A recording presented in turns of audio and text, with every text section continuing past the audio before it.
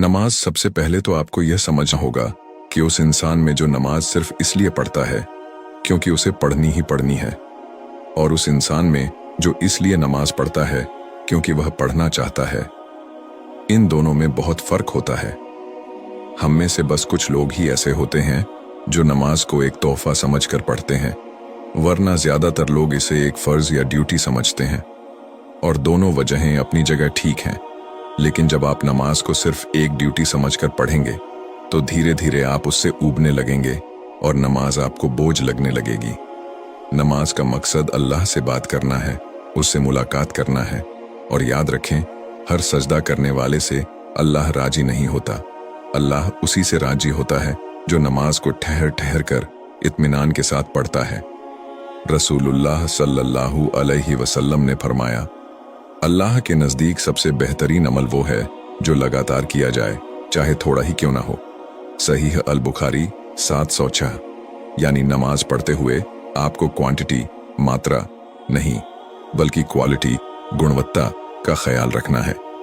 आपने जितनी भी नमाज पढ़नी है और जो कुछ भी पढ़ना है उसे तमीज़ और अदब के साथ पढ़ना है।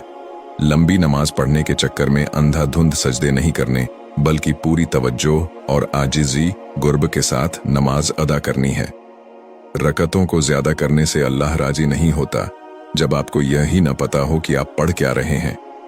अल्लाह उस नमाज से राजी होता है जो दिल से खलूस नियत के साथ अदा की जाए, चाहे वह छोटी ही क्यों ना हो।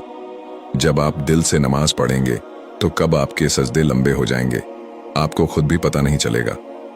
रसूलुल्लाह सल्लल्लाहु अलैहि वसल्लम ने फरमाया, मेरी तरह इबादत करो। और आप सल्लल्लाहु अलैहि वसल्लम नमाज मुकम्मल मगर मुख्तसर पढ़ते थे। तो आज से आप भी कोशिश कीजिए, भले छोटी नमाज सही, लेकिन हर हाल में नमाज जरूर पढ़ें।